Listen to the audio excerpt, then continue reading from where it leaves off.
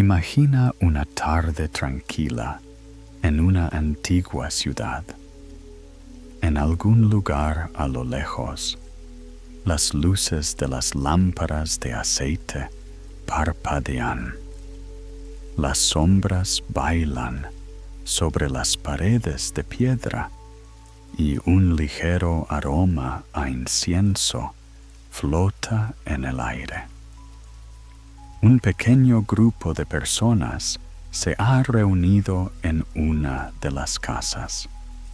Están sentados en círculo, sus rostros iluminados por la suave luz, y cada uno de ellos cree que aquí y ahora están tocando algo sagrado, una verdad que cambiará no solo sus vidas, sino el mundo entero. Así nacieron los movimientos que hoy llamamos sectas, y algunos de ellos han cambiado realmente el curso de la historia de la humanidad.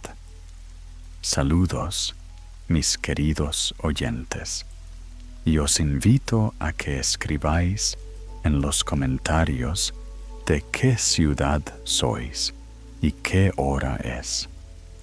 Siempre tengo curiosidad por saber en qué lugar del planeta estáis escuchando estas líneas, y si os acompaña ahora el silencio de la noche, o tal vez los primeros rayos del alba. La palabra culto se pronuncia hoy con especial precaución, como si fuera un conjuro que pudiera invocar algo peligroso. Pero antaño, la palabra significaba simplemente culto, veneración, servicio a una deidad. En la antigua Roma, los cultos eran personas que hacían sacrificios a los dioses, celebraban rituales sagrados y mantenían las tradiciones de sus antepasados. El tiempo, como un río, se ha llevado el significado original de esta palabra y hoy ha adquirido nuevos significados, a veces aterradores. ¿Qué es lo que convierte a un grupo de creyentes en lo que llamamos una secta destructiva? Imaginemos la delgada línea que separa la devoción de la obediencia ciega, la búsqueda espiritual de la pérdida de la voluntad propia. Sociólogos y psicólogos han identificado las características de este tipo de comunidades y, al conocerlas, uno se da cuenta de lo fácil que es que una persona tropiece con esa frontera invisible. En primer lugar, en el centro de cualquier secta está la figura de un líder, una personalidad carismática que es como un imán que atrae a las almas hambrientas de respuestas a preguntas eternas. Esta persona tiene un don especial, la capacidad de decir exactamente lo que la gente quiere oír, de ofrecer soluciones sencillas a problemas complejos, de prometer lo que tanto falta en la vida ordinaria: sentido, pertenencia, capacidad de elección. A menudo, el líder de una secta no solo se mueve por motivos espirituales. El dinero, el poder e incluso la simple vanidad humana pueden convertirse en las fuerzas motrices detrás de bellas palabras sobre la salvación y la iluminación. En torno a ese líder se forma una jerarquía estricta. Se asemeja a una pirámide, con una autoridad incuestionable en la cúspide, y cada nivel inferior solo sabe lo que se supone que debe saber. A los nuevos adeptos no se les permite acceder a los secretos internos de la organización. Primero deben demostrar su lealtad, pasar por pruebas que les apartan gradualmente de su vida anterior. Los métodos que utilizan las sectas para atraer y retener adeptos son asombrosamente sofisticados. No se trata de una burda coacción, sino de un sutil arte de influir en la psique humana. El proceso comienza con el llamado bombardeo de amor.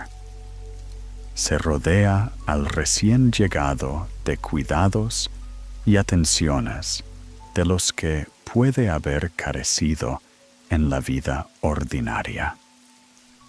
Imaginemos a una persona solitaria que lleva mucho tiempo buscando su lugar en el mundo y, de repente, se encuentra en una comunidad donde se le acoge como a un amigo largamente esperado, donde se escucha con interés cada una de sus palabras, donde se siente comprendido y aceptado.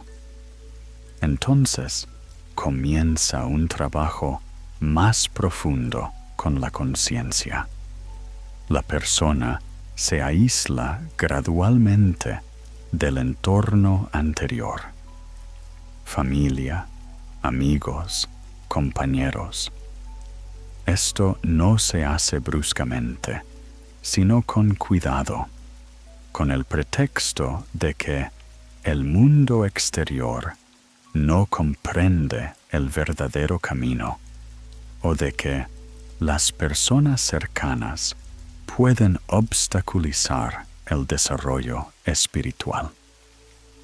Poco a poco se va formando el sentimiento de que solo aquí, en este grupo, la persona puede encontrar verdadero apoyo y comprensión.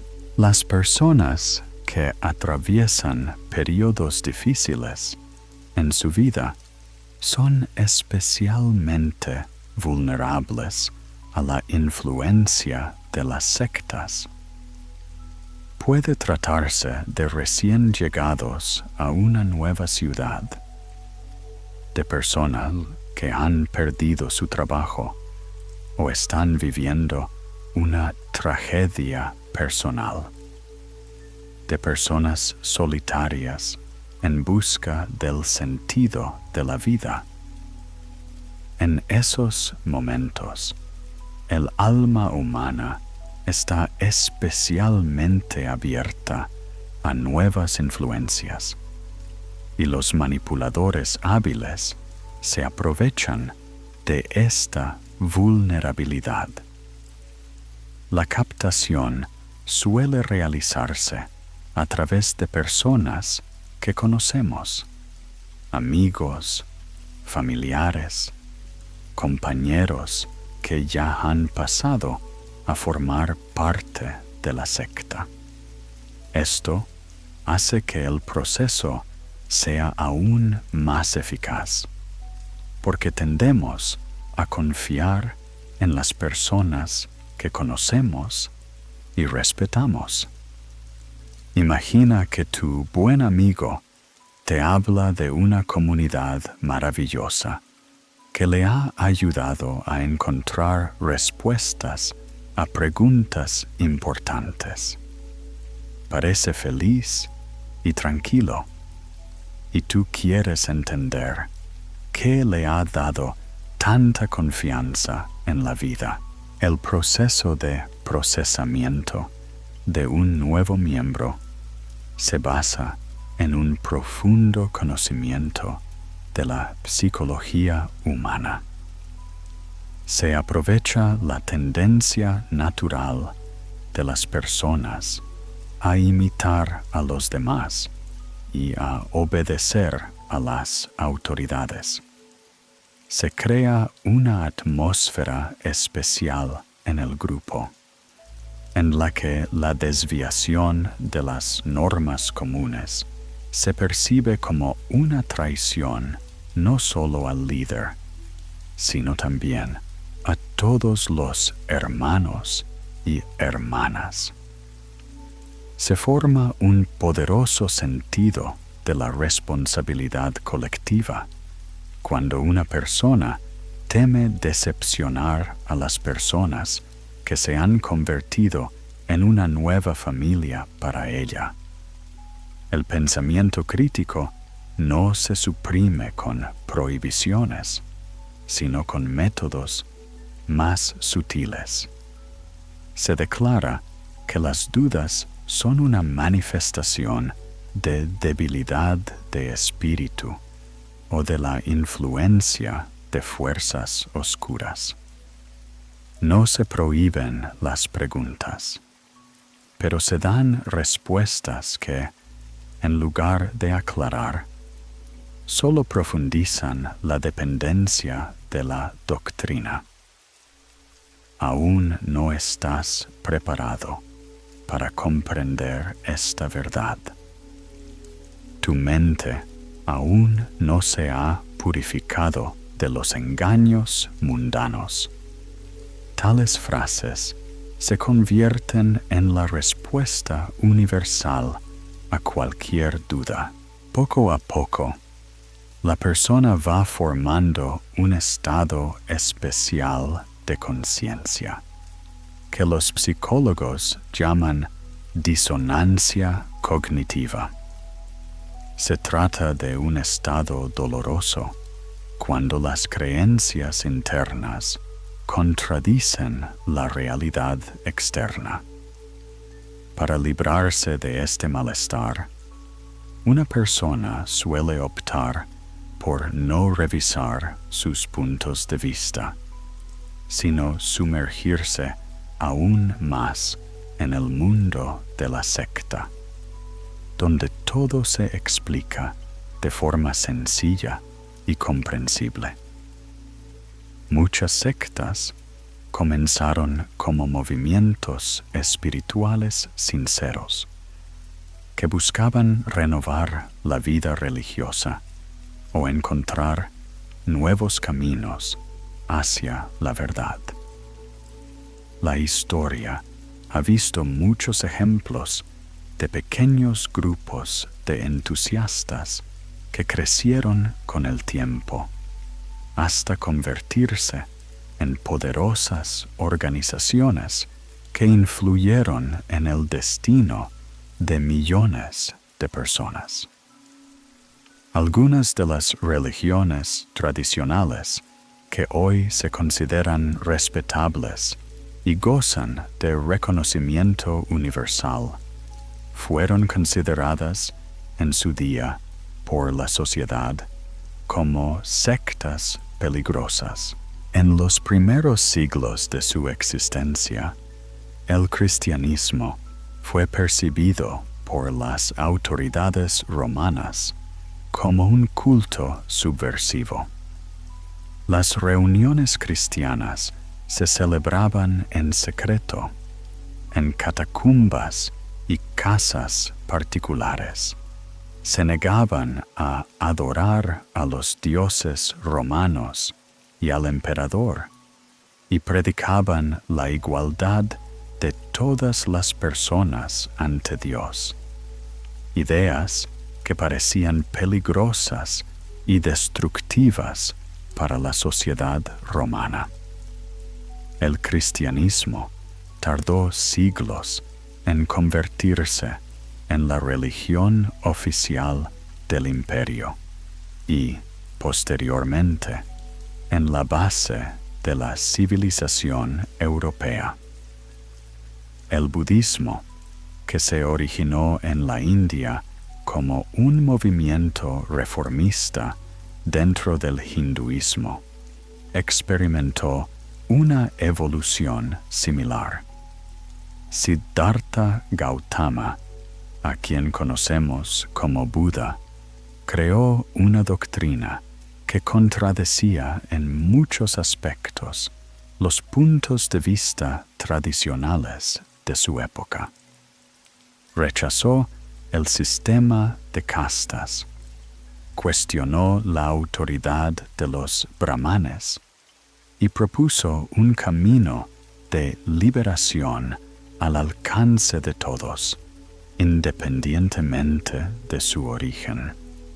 Para muchos contemporáneos, esto parecía una herejía peligrosa que socavaba los cimientos del orden social. El Islam también comenzó como un movimiento que encontró una feroz resistencia en la sociedad árabe tradicional. Mahoma predicó el monoteísmo en una sociedad en la que se adoraba a muchas deidades. Pidió justicia social en un mundo de desigualdad y unió a tribus dispares en torno a una nueva idea. Los primeros musulmanes fueron perseguidos y muchos se vieron obligados a abandonar su Meca natal y buscar refugio en otras tierras. ¿Qué distingue a un movimiento espiritual que se convierte en una gran religión de una secta que trae sufrimiento a sus seguidores? Esta pregunta no tiene una respuesta sencilla.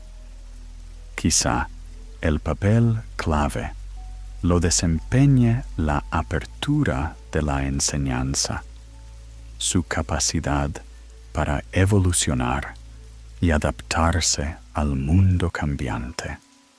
Las grandes religiones no se cerraron en banda, sino que se abrieron al diálogo con la cultura circundante.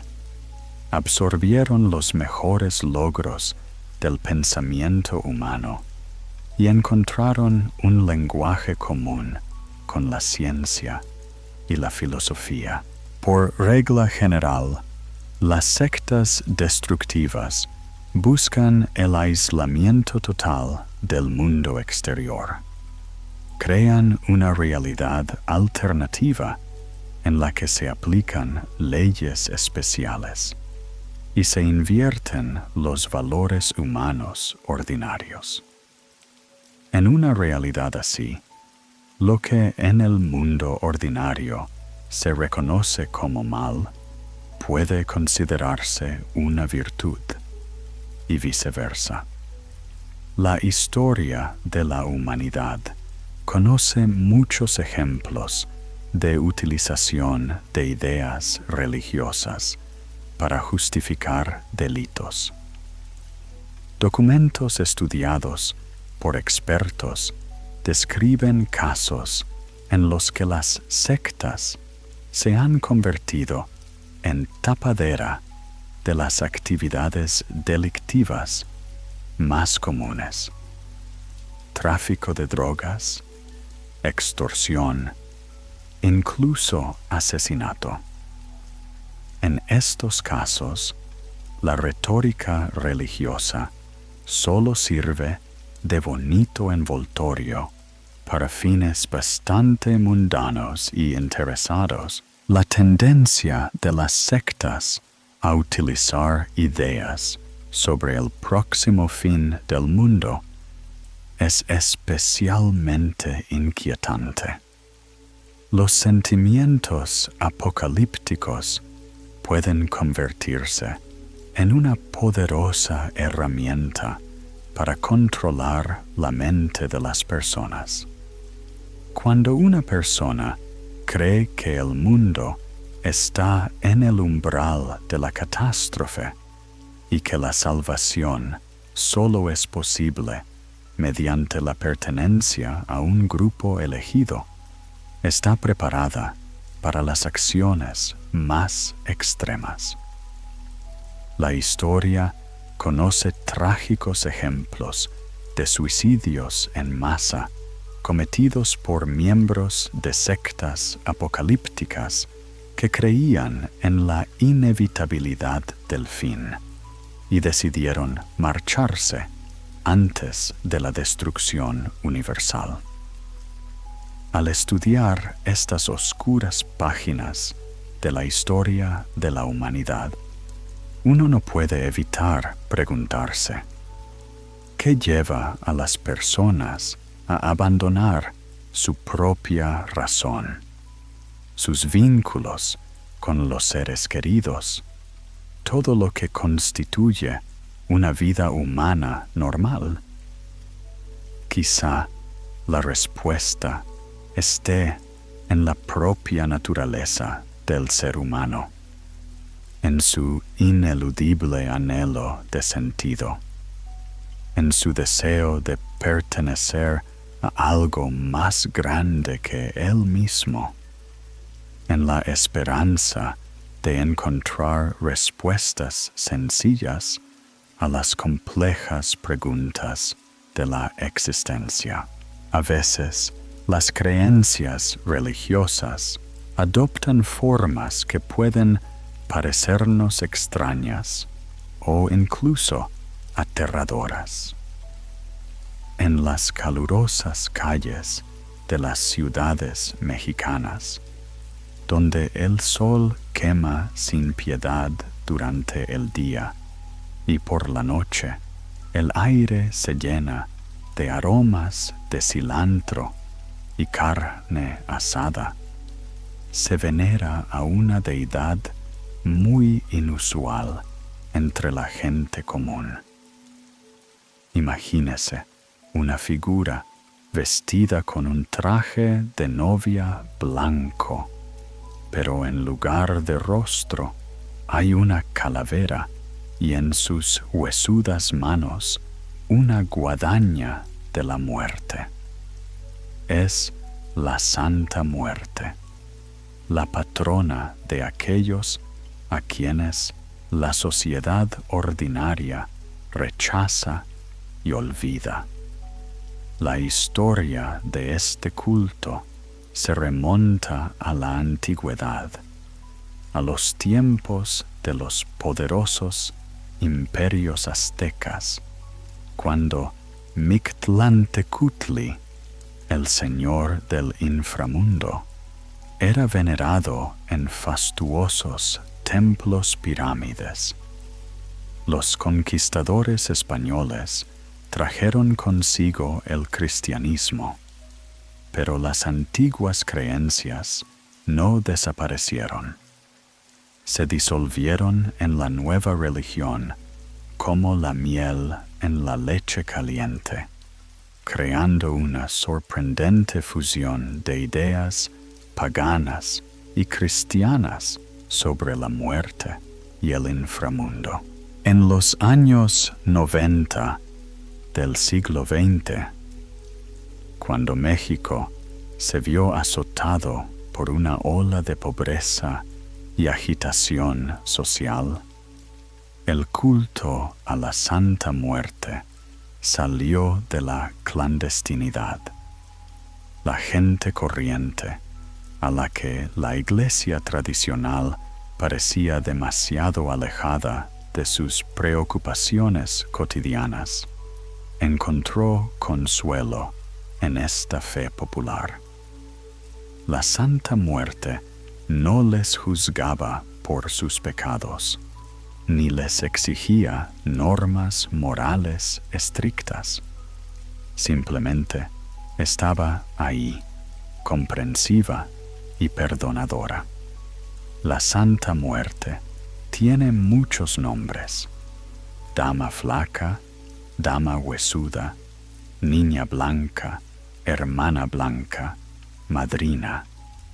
Cada uno de estos nombres refleja alguna faceta de su esencia, algún aspecto de su patronazgo. En altares decorados con flores de vivos colores y velas parpadeantes, se le ofrecen regalos de tequila y agua, ofrendas sencillas de gente corriente. Este culto se ha hecho especialmente popular entre quienes viven al margen de la sociedad: presos, drogadictos, prostitutas, miembros de cárteles criminales. Para ellos, la Santa Muerte no es solo un símbolo religioso, sino un verdadero protector que entiende sus vidas mejor que nadie. En las celdas de las prisiones, donde impera la ley y donde cada día puede ser el último, las oraciones a la Santa Muerte son especialmente sinceras. Pero los cultos y movimientos religiosos de los bajos fondos no se limitan a la actualidad. A principios del siglo XX vivía en el mismo México un hombre al que muchos comparaban con el legendario Robin Hood. Jesús Malverde era un vulgar bandido que robaba a los campesinos ricos y ayudaba a los pobres. En el año 1999 fue capturado y ejecutado, pero su muerte no hizo sino aumentar su fama. Poco a poco, empezaron a formarse leyendas en torno al nombre de Malverde. Se decía que incluso después de su muerte, seguía haciendo milagros, ayudando a encontrar una vaca perdida, guiando una mula cargada de oro hasta una familia necesitada. La gente común del noroeste de México empezó a honrarle como santo, como ángel de los pobres y como bandido generoso. Curiosamente, el culto a Malverde es especialmente popular entre los rangos medios de los cárteles de la droga. Estas personas, que se debaten entre la riqueza y la muerte, entre el poder y el miedo constante, ven en él a un protector que comprende sus peligrosas vidas. Narcotraficantes, carteristas, prostitutas, mendigos, todos encuentran consuelo en la creencia de que hay alguien en el cielo que no les juzga por el camino que han elegido. A veces, las ideas religiosas penetran incluso en las esferas más inesperadas de la actividad humana. En la lejana Taiwán existe una antigua costumbre asociada al dios de la riqueza, el maestro Han Dan. Este dios, según las creencias locales, odia el frío, por lo que durante el festival de los farolillos, la gente lanza petardos a la persona que representa a la deidad. Imagínese esta escena. Cientos de pequeñas explosiones destellan en la oscuridad nocturna.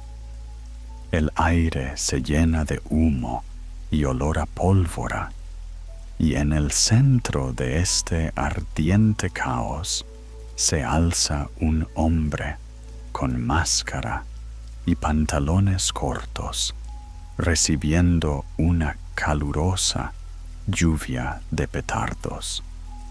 Se cree que el maestro Handan fue una vez el dios de bandidos y gamberros, y desde los años 70 del siglo XX, los sindicatos criminales de Taiwán han utilizado este antiguo ritual para sus propios fines.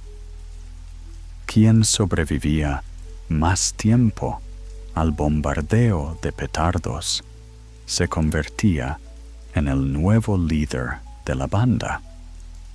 Era una especie de ardiente prueba de poder, en la que la resistencia física y la disposición al dolor se convertían en la medida de las cualidades de liderazgo. Las autoridades prohibieron este ritual en 1984, pero más tarde, en 1989, se reactivó como atracción turística. Así es como una antigua tradición religiosa se convirtió primero en una costumbre criminal y luego en un exótico entretenimiento para viajeros. A veces, las organizaciones criminales no se limitan a utilizar símbolos religiosos ya existentes, sino que crean sus propios cultos. En México, tras la muerte de uno de los líderes del cártel de la droga, La Familia, Nazario Moreno González, surgió una nueva organización criminal, el Cártel de los Caballeros Templarios. Moreno escribió un libro pseudo-religioso y obligó a todos los miembros del cártel a leerlo. Y tras su muerte, el nuevo grupo decidió ir aún más lejos. Tomaron como modelo de su organización a los cruzados medievales, aquellos nobles caballeros que una vez lucharon en Tierra Santa para liberar Jerusalén. Los miembros del cártel declararon que su objetivo era garantizar el orden, detener robos, secuestros y extorsiones, y mantener el Estado a salvo de organizaciones rivales. A primera vista, esto sonaba casi noble, como la misión de los verdaderos caballeros. Pero, como suele ocurrir con la retórica religiosa en manos de criminales, las nobles palabras se convirtieron rápidamente en justificación de las acciones más brutales. El cártel empezó a cometer asesinatos con el pretexto de que las víctimas eran criminales y pecadores que merecían morir. Creían sinceramente en su código de honor y pensaban que defendían a los pobres y oprimidos, pero en la práctica sus actividades solo traían sufrimiento y muerte. En la lejana China, en templos donde se respira el aroma del incienso y se oye el susurro de las banderas de oración, se honra a un antiguo general llamado Guan Yu. Vivió en el siglo XIII en Cristo. Sirvió a las órdenes de Liu Bei y se convirtió en un símbolo de lealtad y rectitud. Con el tiempo, este simple caudillo se ha convertido en una deidad, un dios de la guerra y la riqueza, al que se rinde culto en China, Hong Kong, Taiwán, Singapur y los pueblos chinos de todo el mundo. A menudo se le representa en los templos como un poderoso guerrero con alabarda, cuyo rostro expresa la severa determinación de un defensor de la justicia. Y he aquí una sorprendente paradoja.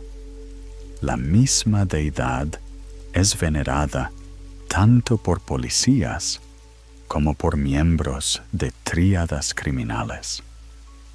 Parecería que, ¿cómo pueden rezar al mismo Dios los agentes de la ley y los infractores? Pero esta es la profunda sabiduría de la cultura china. Ambos valoran la hermandad, la lealtad y un código de honor, aunque entiendan estos conceptos de distinta manera. Las fraternidades religiosas pueden evolucionar de las formas más inesperadas. En Nigeria, a principios de los años 50 del siglo XX, se fundó la primera fraternidad estudiantil llamada Hermandad Pirata. Al principio, era simplemente un club de jóvenes que defendían la igualdad y la libertad y luchaban contra las injusticias del régimen colonial. Sus reuniones se celebraban en el espíritu de los nobles ideales de la Ilustración y el progreso social. Pero en los años 60 y 70, el movimiento empezó a adquirir un carácter cada vez más radical. Las hermandades introdujeron vestimentas rituales y elaboradas ceremonias de iniciación que dieron a sus actividades un sabor místico. Poco a poco, los nobles ideales pasaron a un segundo plano frente a consideraciones prácticas como el poder, el dinero y el control del territorio. Las fraternidades nigerianas modernas se han convertido en sectas criminales paramilitares que se dedican al tráfico de drogas y armas, al bombeo ilegal de petróleo, al chantaje y al robo a mano armada. Cometen asesinatos, se dedican a la prostitución, al chantaje político, a la trata de seres humanos y al secuestro. Lo que empezó como un movimiento estudiantil por la justicia se ha convertido en una grave amenaza para la seguridad de todo el país. En Venezuela, donde el aire se llena de aromas de flores tropicales y sonidos de música latinoamericana, existe un sorprendente culto a los santos malandros, bandidos sagrados. Esta creencia tiene su origen en la antigua leyenda de María Leoncea, hija del dios de la naturaleza. y tomó forma a principios del siglo XX, con la creciente popularidad del espiritismo. La religión popular venezolana es extraordinariamente sincrética, ya que entremezcla el espiritismo traído por los colonos europeos, el catolicismo de los colonizadores españoles, las tradiciones africanas conservadas por los descendientes de los esclavos y las creencias de las tribus indígenas locales. De esta compleja fusión nació la noción de que los espíritus habitan en cortes celestiales, una de las cuales es la corte de los criminales o santos malandros. Esta corte celestial está presidida por el espíritu de Ismael Sánchez, un delincuente de poca monta que fue abatido por la policía en los años 70 del siglo XX. Desde su muerte, se ha convertido en objeto de veneración entre quienes viven al margen de la sociedad. Se lleva tabaco y alcohol a los altares en su honor, y durante las ceremonias todos los presentes, incluidos los niños, fuman. El humo del tabaco se considera una forma de comunicarse con el mundo de los espíritus. La religión que trajeron los esclavos del Congo a Cuba también ha sufrido una notable transformación en el Nuevo Mundo. Palo Mayombe combinó las creencias tradicionales congoleñas con el catolicismo y algunas tradiciones yoruba. En el centro de esta religión está la nganga, un caldero ceremonial lleno de tierra, palos y restos de animales, o incluso humanos. Se sacrifican animales para alimentar a los espíritus y ganarse su patrocinio. La sangre derramada con fines rituales se considera un medio especialmente poderoso para comunicarse con el otro mundo. Por desgracia, esta antigua tradición religiosa es utilizada a menudo por los delincuentes modernos para justificar sus actos. Invocan motivos religiosos para cometer los actos delictivos más comunes. En las cárceles de Río de Janeiro, donde las paredes de hormigón están cubiertas de graffiti y el aire está cargado de calor sofocante y sudor humano, se ha producido un sorprendente fenómeno religioso.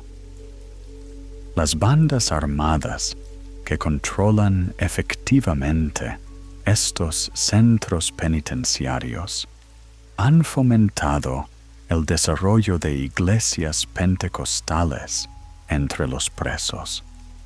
Estas iglesias carcelarias han construido su estructura siguiendo las líneas de las congregaciones pentecostales regulares, pero la han adaptado a las condiciones específicas de la vida en prisión.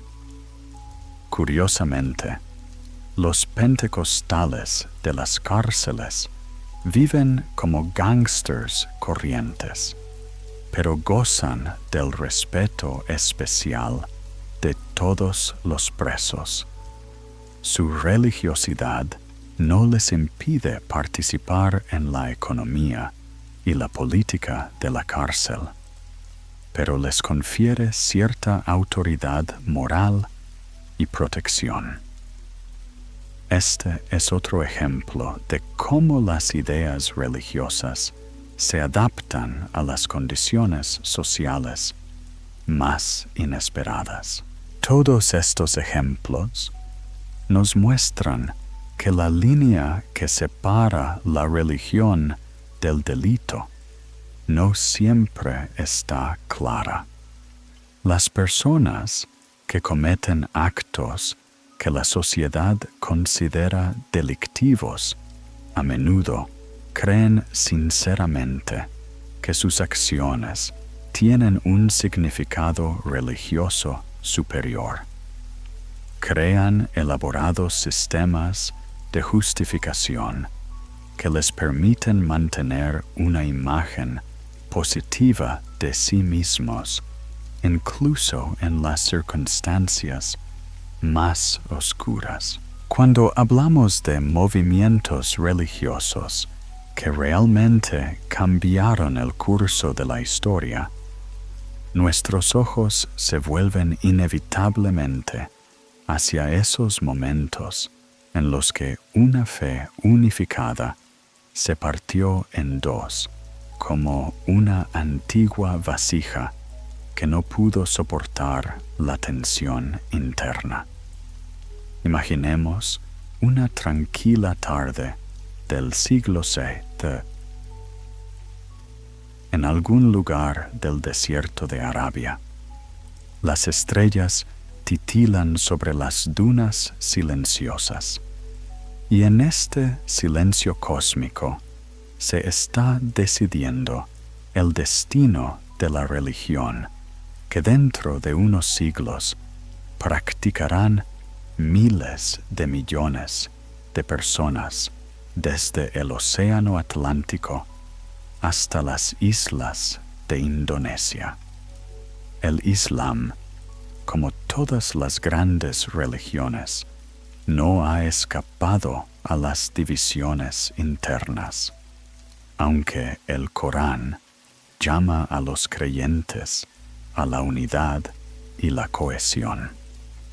Pero la naturaleza humana es tal que incluso las ideas más sagradas se convierten en objeto de controversia y desacuerdo. En tales casos, la religión se convierte a menudo en una especie de enzima que da a la discordia política formas sagradas y confiere a los conflictos terrenales un sonido celestial. Las primeras décadas del Islam fueron una época de notable unidad. Bajo el profeta Mahoma y luego bajo los califas Abu Bakr y Umar, la joven comunidad estaba unida por el objetivo común de la expansión exterior, y las luchas internas pasaron a un segundo plano. Pero tras la muerte de Umar, comenzaron las disputas que marcarían el futuro del mundo islámico durante los siglos venideros. En el centro de todos los desacuerdos estaba la cuestión de quién debía liderar la comunidad musulmana. No se trataba solo de una cuestión administrativa, sino de la esencia misma de la autoridad religiosa, de si una persona podía ser a la vez líder espiritual y político, y, en caso afirmativo, qué cualidades debía poseer. El enfrentamiento se produjo entre los clanes omeyas, que nombraron a Usman, y los hachemíes, que apoyaron a Alí, primo y yerno del profeta. De este conflicto nació el primer gran cisma del Islam, el movimiento Jariyita, que significa los que se han ido. En el año 1657, 12,000 guerreros abandonaron el campamento de Alí después de que éste aceptara arbitrar con Muawiyah para resolver una disputa por el poder.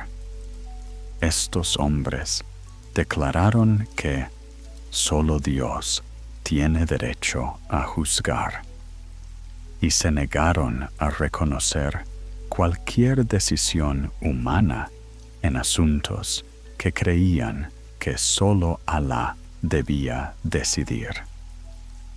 Los jarilíes fueron los primeros puristas islámicos que exigían una adhesión estricta a la pureza del Islam y sus cánones.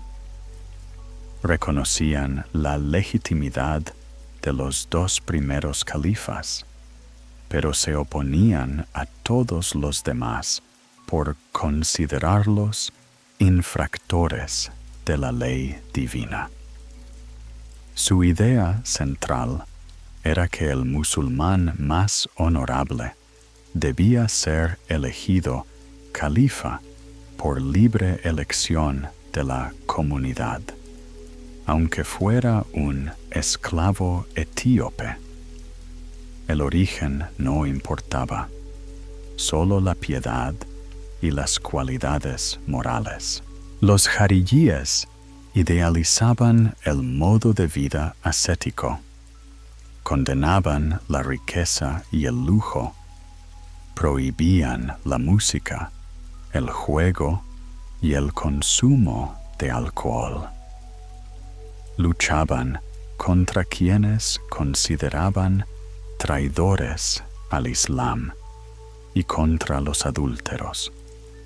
Su movimiento se extendió por Oriente Próximo, Oriente Medio y el norte de África, pero con el tiempo se disgregó en muchos grupos pequeños: azraquíes, ibadíes y cifritas, cada uno de los cuales tenía sus propias peculiaridades en la interpretación de los textos sagrados. Pero la más significativa y duradera fue la escisión entre suníes y chiíes, una división que sigue definiendo el mapa político del mundo islámico. El chiismo se ha convertido en una minoría influyente que desempeña un papel clave en muchos países. En Irán es la ideología dominante. En Irak, Yemen, Líbano, Siria, Azerbaiyán, Tayikistán, Dagestán, Turkmenistán y Yemen viven importantes poblaciones chiíes. A primera vista, las diferencias entre suníes y chiíes pueden parecer insignificantes. Ambos reconocen los 5 pilares del Islam. Creen en el día del juicio final, el infierno y el paraíso. Veneran a profetas y ángeles.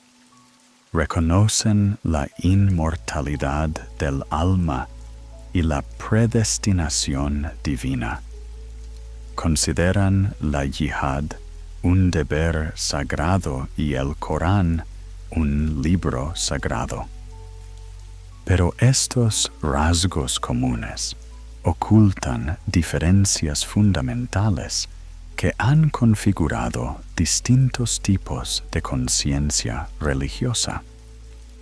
La principal divergencia se refiere al estatuto del jefe del Estado musulmán.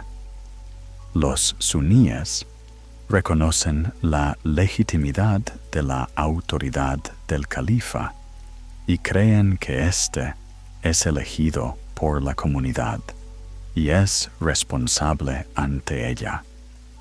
Los chiíes sostienen que el jefe espiritual y secular de los musulmanes debe ser un imán de entre los descendientes directos del profeta Mahoma, Ali, Hassan, Hussein.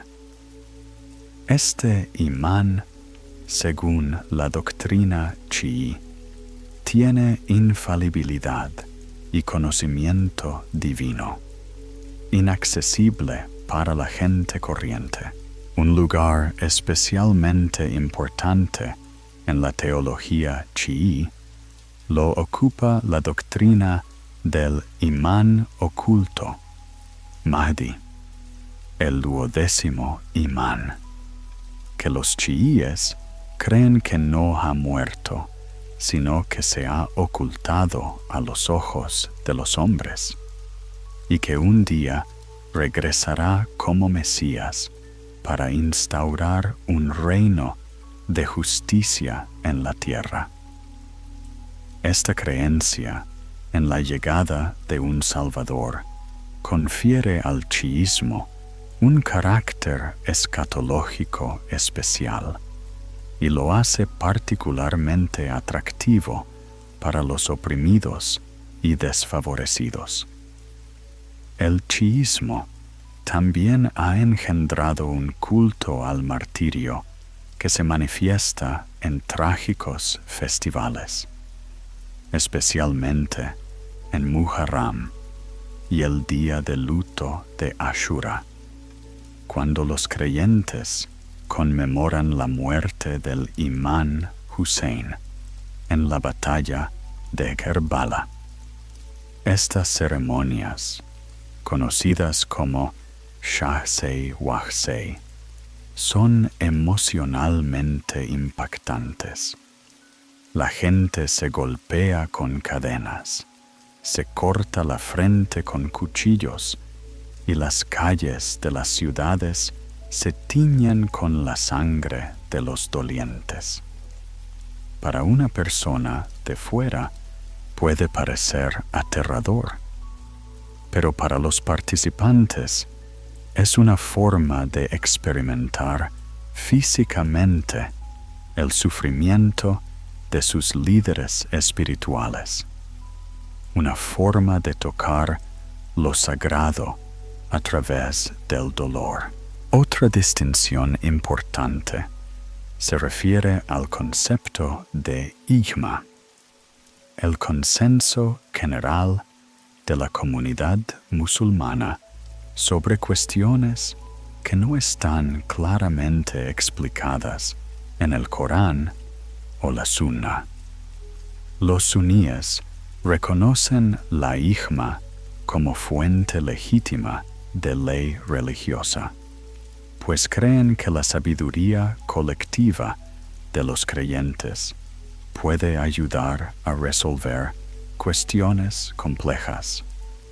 Los chiíes rechazan este concepto, argumentando que solo un imán infalible tiene autoridad para tomar tales decisiones. La tradición chií también se caracteriza por una actitud extremadamente hostil e intolerante hacia los seguidores de otras creencias. Los no musulmanes son considerados ritualmente impuros y el contacto con ellos debe reducirse al mínimo.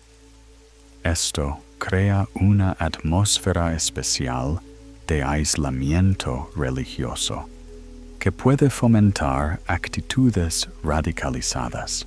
En materia de matrimonio y relaciones familiares, Los chiíes también difieren de los suníes al permitir los matrimonios temporales, conocidos como muta. Esta institución, que los suníes consideran prohibida, permite los matrimonios por un período de tiempo determinado, lo que en algunas circunstancias puede resultar conveniente desde un punto de vista práctico. Dentro del propio chiísmo hay muchas corrientes. Los zaidíes, llamados chiíes moderados, se acercan en muchos aspectos a los suníes. Favorecen la elección de un imán entre los descendientes de Alí.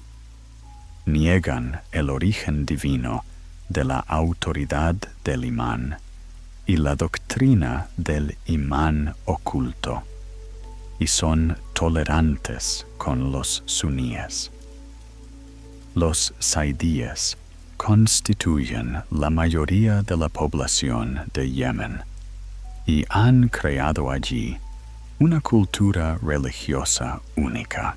Los ismailíes representan el otro extremo del espectro chií.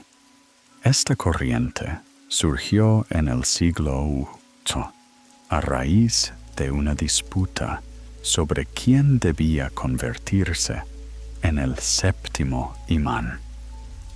Los ismailíes consideran que Ismail o su hijo Mahoma son el último imán visible, después del cual los verdaderos imanes permanecen ocultos a los ojos de los creyentes.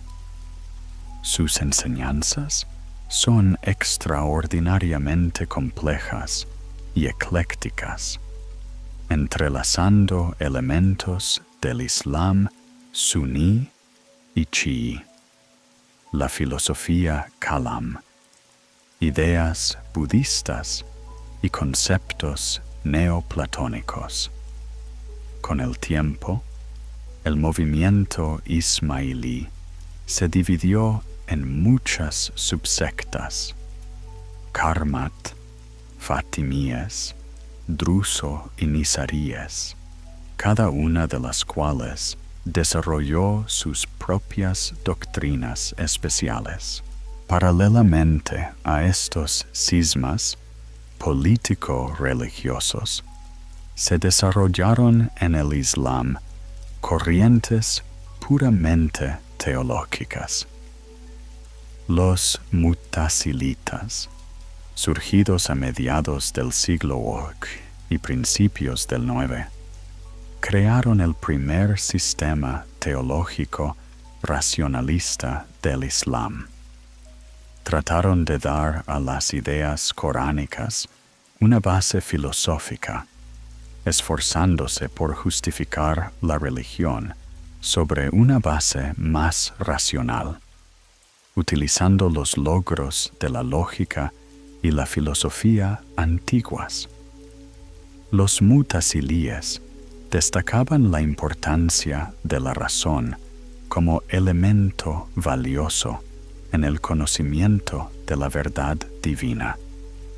Se oponían al burdo antropomorfismo presente en algunas descripciones coránicas de Alá y sostenían que el Corán es una obra creada y no la palabra increada de Dios. Esto les permitió permitir interpretaciones alegóricas del texto sagrado y evitar una comprensión literal de aquellos pasajes que contradecían la razón. De particular importancia era su doctrina del libre albedrío, en contraste con la predestinación estricta predicada por los teólogos ortodoxos. Los mu'tasilitas sostenían que el hombre tenía verdadera libertad de elección y era plenamente responsable de sus actos. Sin esta libertad, decían, no son posibles ni la justicia divina ni la moralidad humana. El sistema dogmático Mu'tazili, conocido como Kalam, se convirtió incluso en la religión oficial del Estado en el califato del califa Mamún, que reinó desde el año 813 hasta el 833. Pero este triunfo de la teología racionalista duró poco.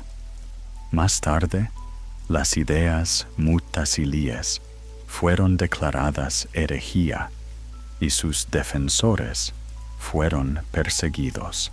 En el mundo moderno, asistimos al resurgimiento de muchas ideas arcaicas de cismas religiosos pasados, pero en una forma reformada y modernizada. Los nuevos movimientos islámicos, como los hermanos musulmanes, el wahhabismo, el salafismo, el tablighat, los talibanes o al-takfir o al-hijra, se basan en los principios del fundamentalismo y el radicalismo islámicos. Se apartan del espíritu del Islam clásico con su tradicional tolerancia religiosa y se embarcan en la senda del terror y el extremismo. El wahhabismo, movimiento que se ha convertido en una confesión reconocida oficialmente en Arabia Saudí, es especialmente significativo en este sentido. El movimiento surgió a mediados del siglo XVIII, en medio de la desunión política, la decadencia social y la propagación de cultos paganos en Arabia Central. Su fundador, Muhammad ibn Abd al-Wahhab, que vivió entre 1703 y 1787, era seguidor de las estrictas ideas de los teólogos medievales Ibn Hanbal e Ibn Taymiyyah. La idea central del wahhabismo es el retorno incondicional al Corán y la Sunna, la estricta observancia de los preceptos dogmáticos del Islam original puro y el monoteísmo estricto, que denominan Tawhid. Los wahhabíes condenan categóricamente cualquier innovación en el Islam, el culto a los santos, la peregrinación a los mausoleos, la magia, la brujería, los amuletos. Consideran al profeta Mahoma un mensajero humano ordinario que no debe ser deificado ni su tumba venerada. Los orígenes del movimiento wahhabí fueron muy agresivos. Sus seguidores saquearon las ciudades santas de Kerbala y la Meca y se burlaron de la tumba del profeta. El wahhabismo moderno se extiende por todo el mundo mediante peregrinaciones y una red de misioneros radicales generosamente financiados por los países ricos productores de petróleo. Este movimiento predica la sumisión a los gobernantes, pero de hecho llama a la yihad contra todos los que no acepten sus enseñanzas como infieles. Pero no todas las corrientes del Islam se inclinaban por esa militancia. A mediados del siglo VIII y principios del IX, surgió un notable movimiento místico y ascético conocido como sufismo. El propio nombre procede de la palabra árabe suf, que significa lana, una tela basta con la que los sufíes cosían sus sencillas ropas, símbolo de su renuncia a los bienes mundanos. El sufismo es un fenómeno socioespiritual único, diverso y heterogéneo.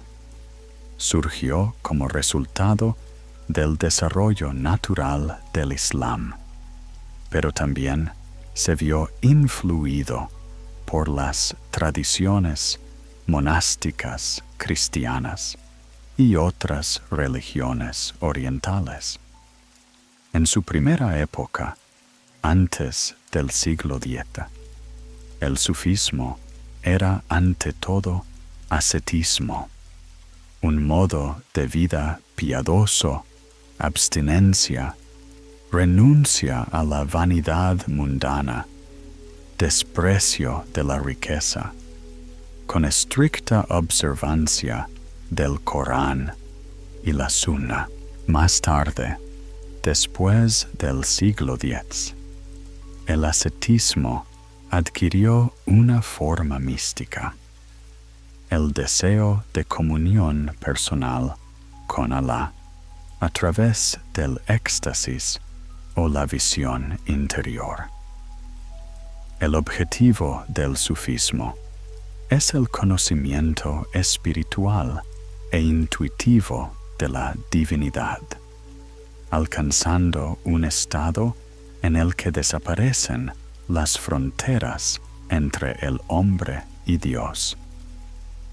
El gran imán Abu Hamid Muhammad al-Ghazali, que vivió entre los siglos G y XX, fue capaz de reconciliar el sufismo con el Islam ortodoxo, creando un sufismo moderado e integrando el amor místico en la jurisprudencia. El sufismo tiene un culto muy desarrollado a los santos llamados wali, amigos de Alá. Se peregrina a sus tumbas, lo que parece casi un culto pagano para suníes y chiíes estrictos. El sufismo floreció entre los siglos XIII y XIV, pero luego la tradición comenzó un declive gradual. La historia de la difusión del sufismo en Daguestán es especialmente interesante. La primera etapa abarcó los siglos XI a XIV, cuando los misioneros árabes trajeron el Islam y sus tumbas se convirtieron en lugares sagrados para la población local. La segunda etapa se produjo a finales del siglo XVIII y principios del XIX, cuando la protesta política de los montañeses contra el zarismo adoptó una forma religiosa. El tarikat caucásico, también conocido como muridismo, era especialmente militante y combinaba el conocimiento del camino hacia Dios con la predicación del Ghazavat, la guerra santa contra los infieles. Líderes como Muhammad Yaraghski y el famoso Imam Shamil utilizaron las ideas del muridismo para unir a los pueblos de las montañas contra la conquista rusa. Aún hoy, en Dagestán, subsisten cofradías sufíes como la Qadiriyya, la Naqshbandiyya, la Shaziliyya, con autorizados jeques y una extensa red de seguidores. Los cultos y movimientos religiosos siempre han mantenido una compleja relación con el poder estatal. En el Antiguo Oriente se formó la práctica de las relaciones entre los cultos religiosos y las instituciones de poder, que se convirtió en un modelo a seguir por las civilizaciones posteriores. Estas relaciones adoptaron formas diferentes en las distintas regiones, pero en todas partes se observaron intentos de expresar la divinidad del poder político.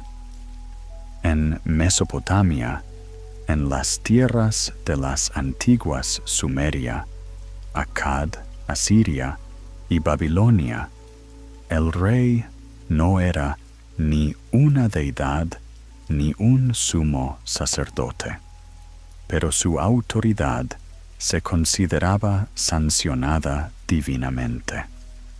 Las famosas leyes de Hammurabi hacían hincapié en la naturaleza divina de la autoridad y las leyes, y los juramentos y hordas divinas, pruebas para revelar la voluntad de los dioses, se utilizaban ampliamente en el proceso judicial. En el antiguo Irán, el culto a Mitra, dios de la guerra y deidad solar, se convirtió en la base del poder estatal bajo la dinastía aqueménida. Más tarde, la reforma religiosa del profeta Zoroastro dio lugar al mazdaísmo, que se convirtió en la religión del Estado.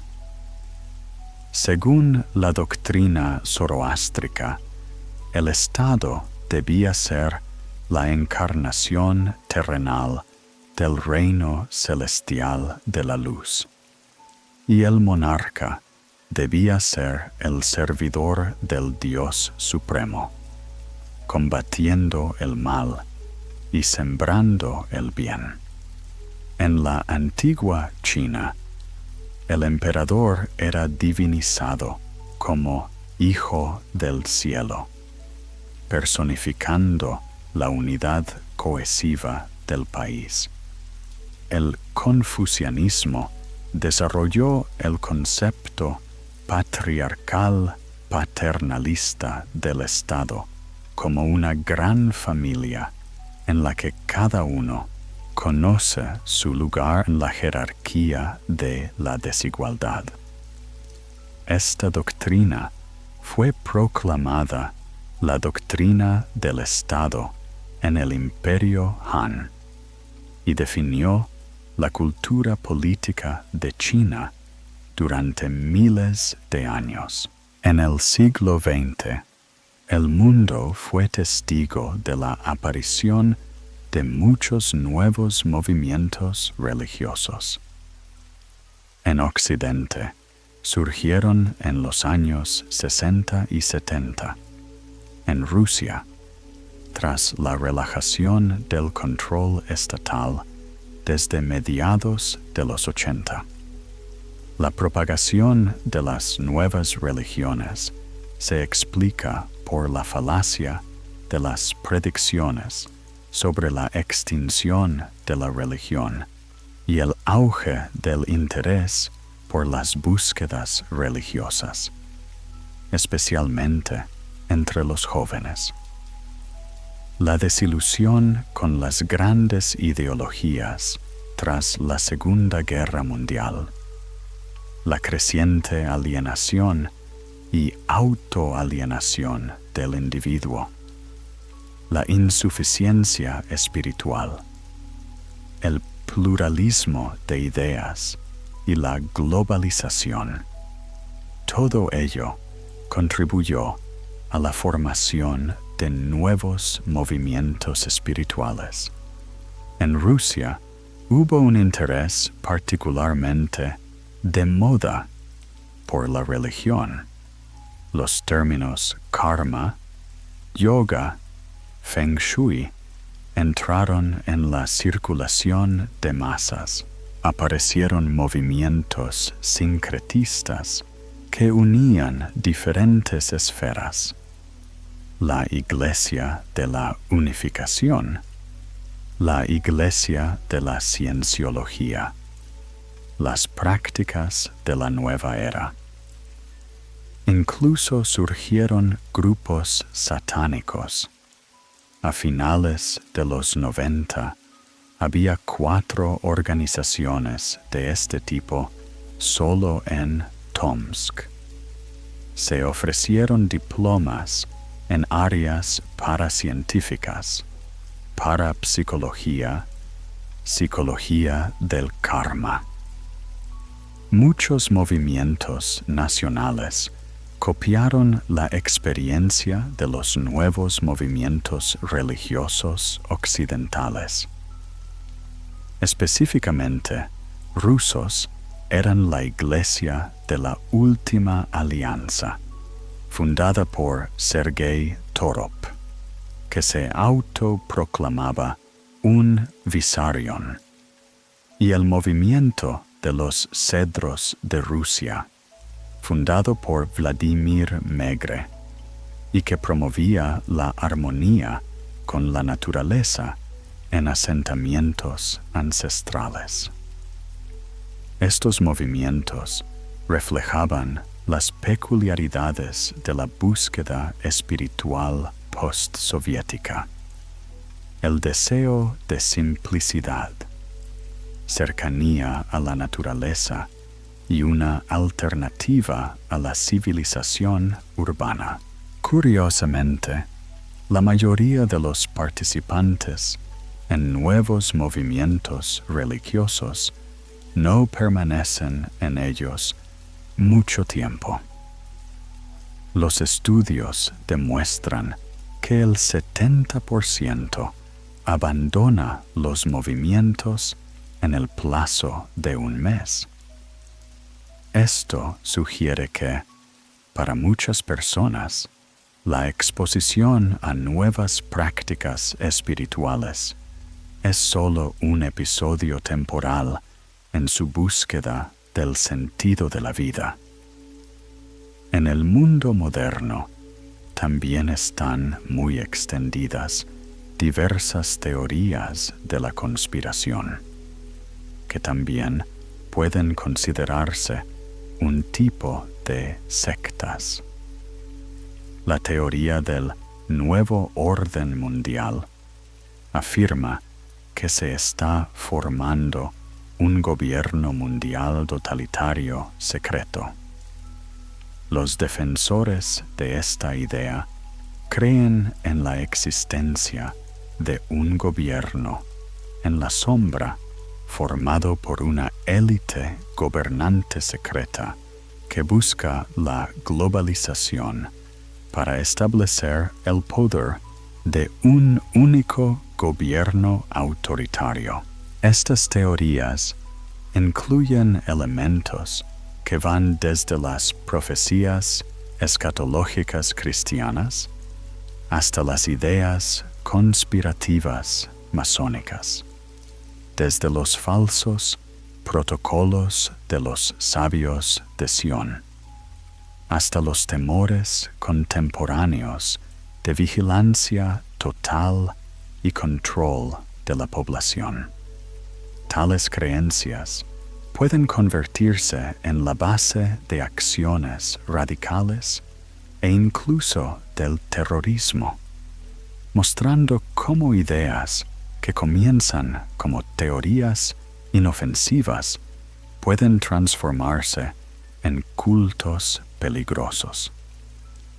La historia nos enseña que la línea que separa la búsqueda espiritual del fanatismo peligroso es muy delgada. La necesidad humana de sentido, de pertenencia a algo más grande, de respuestas sencillas a preguntas complejas, todo ello nos hace vulnerables a la influencia de quienes saben explotar nuestros miedos y esperanzas. Sin embargo, no debemos olvidar que muchos de esos movimientos que en su día fueron considerados sectas peligrosas se han convertido con el tiempo en fuente de luz y sabiduría para millones de personas.